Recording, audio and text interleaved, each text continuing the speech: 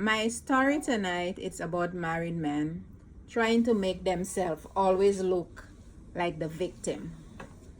I have noticed that every time a married man try to talk to you, he always try to make himself look like the victim and his spouse the abuser. Sometimes they come with their sad story. Oh, my wife is not intimate with me, or my wife is not this, and my wife is not that. It's always my wife, my wife, my wife. No, you have to be very smart and ask them, what have you contributed to the relationship? That's why the wife is being the way she is. Once I was approached by a married man, and he called himself a Christian. So I said to him, I do not want to be the cause of you going to hell. I feel you should go back to your wife and be with her, give her your undivided attention. The same way you're coming to me to talk to me is the same way you could talk to her. The same things that I have, she has it. We have nothing that's different.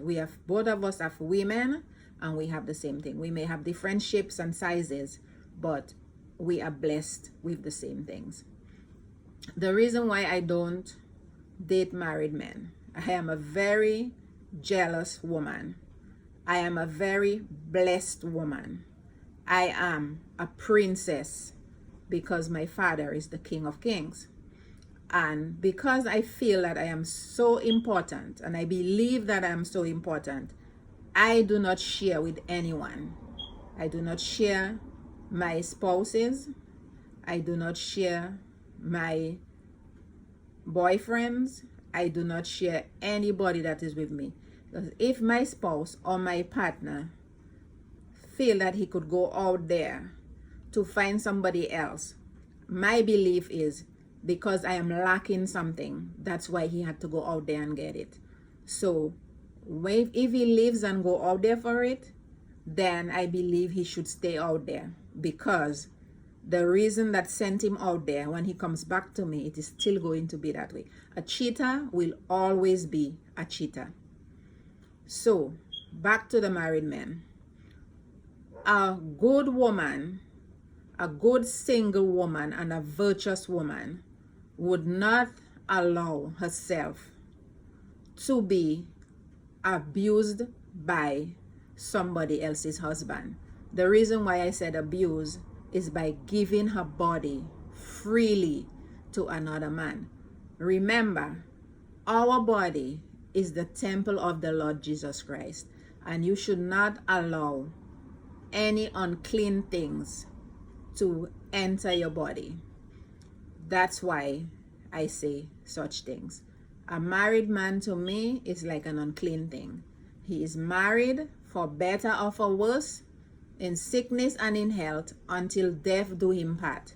So why would you want to put something on you that is not yours?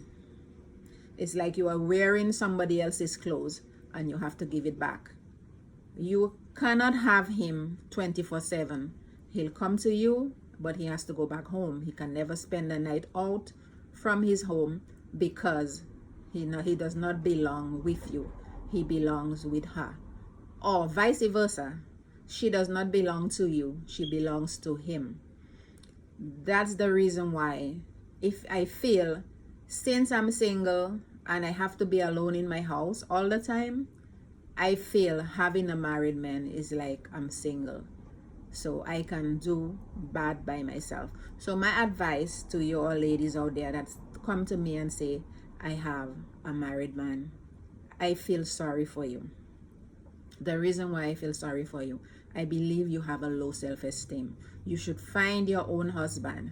You are beautiful enough. Even if it does not have physical beauty, you could have inward beauty.